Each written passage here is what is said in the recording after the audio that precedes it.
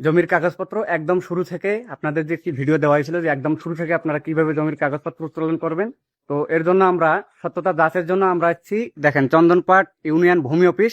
তো আমরা এখন ইউনিয়ন ভূমি অফিসের ভিতরে চলে যাব, ওখানে গিয়ে আসলে দেখবো বিস্তারিত আসলে কিভাবে আমরা জমির কাগজপত্রগুলি উত্তোলন করতে পারি।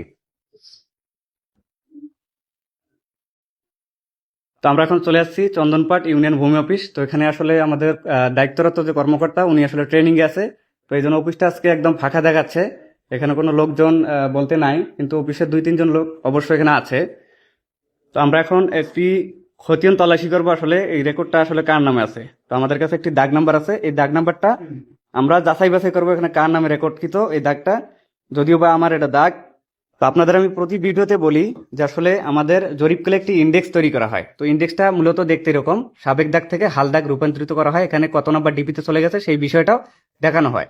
তো আমরা যে দাগটা এখানে তল্লাশি করতে আছি সেটি মৌজা হলো শ্রীরামপুর 110। তো 110-এর আমরা 702 নম্বর যে দাগটি আছে, দেখেন এখানে এই যে 702, এই যে উপরে দেখতে পাচ্ছেন দাগের সিরিয়াল, জমির পরিমাণ, খতিয়ান।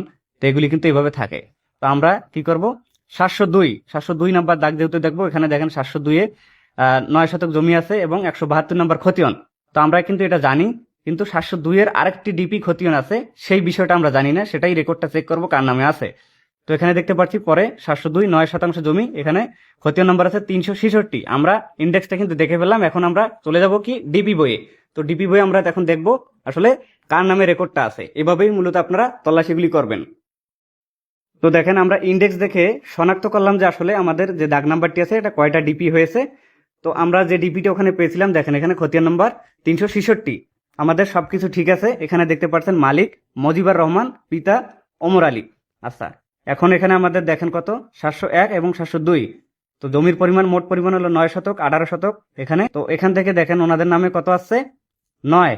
তো ওনাদের নামে 9 চলে আসছে এবং এখানে 5 চলে আসছে, অর্থাৎ এখানে 18 থেকে 9 ওনাদের নামে চলে আসছে এবং 9 থেকে 5 শতাংশ চলে আসছে। তো এটা মূলত আমাদের যাচাই বাছাই করার দরকার ছিল। তো মূলত আপনারা শুরু থেকে, একদম শুরু থেকে একটি জমির কাগজপত্র তল্লাশি করার জন্য আপনাদের ইউনিয়ন ভূমি অফিসে চলে আসবেন। ওখানে ইন্ডেক্স দেখে আপনার দাগ নাম্বারটি দিবেন, দাগ নাম্বারে ইন্ডেক্স যখন আপনি দেখবেন তখন কত নম্বর ডিপিতে রূপান্তরিত হয়েছে। তো তখন যদি আপনারা ডিপি খতিয়ান, এই যে খতিয়ান বইটি যখন দেখবেন, তখন দেখলেই কিন্তু আপনারা খুব সহজে রেকর্ডটা যাচাই করতে পারবেন এটা কোন মালিকের নামে রেকর্ড হয়েছে। তো আশা করছি বুঝতে পারছেন। তো এতক্ষণ আমরা ছিলাম চন্দনপাট ইউনিয়ন ভূমি অফিসে। তো দেখতে পাচ্ছেন আমার সাথে আছে সার্ভেয়ার আতিক চৌধুরী, উনি রংপুর সদর উপজেলাতে জমি পরিমাপ করে। তো আপনাদের যাদের রংপুর সদর উপজেলাতে জমি পরিমাপের কাজগুলি থাকবে, তো আমাদের সাথে যোগাযোগ করতে পারেন, কোনো সমস্যা নেই। উনি খুব সততার সাথে এবং আপনার স্বচ্ছ এবং গুছানো একটি কাজ দিয়ে আপনার সহযোগিতায় সবসময় থাকবে। তো অবশ্যই স্ক্রিনে দেওয়া যে নাম্বার আছে আতিক চৌধুরী, ওনার সাথে যোগাযোগ করতে পারবেন আপনাদের যদি জমি পরিমাপের কাজ থাকে। তো তাছাড়াও আমরা সারা বাংলাদেশে জমি পরিমাপের কাজগুলি করে থাকি। আপনারা যে কোনো জেলা থেকে আমাদের যে হোয়াটসঅ্যাপ নাম্বার এখন দেখতে পাচ্ছেন স্ক্রিনে, এই হোয়াটসঅ্যাপ নাম্বারে যোগাযোগ করবেন জমি পরিমাপের ক্ষেত্রে বা অন্যান্য যে আমরা সেবাগুলি দিয়ে থাকি। তো এই সেবাগুলির জন্য যখনই আপনি আমাদের সাথে যোগাযোগ করবেন, ইনশাল্লাহ আমরা আপনাকে সবসময় সহযোগিতা করে পাশে থাকবো। তো ধন্যবাদ সবাইকে, ভালো থাকবেন, সুস্থ থাকবেন, আল্লাহ হাফেজ।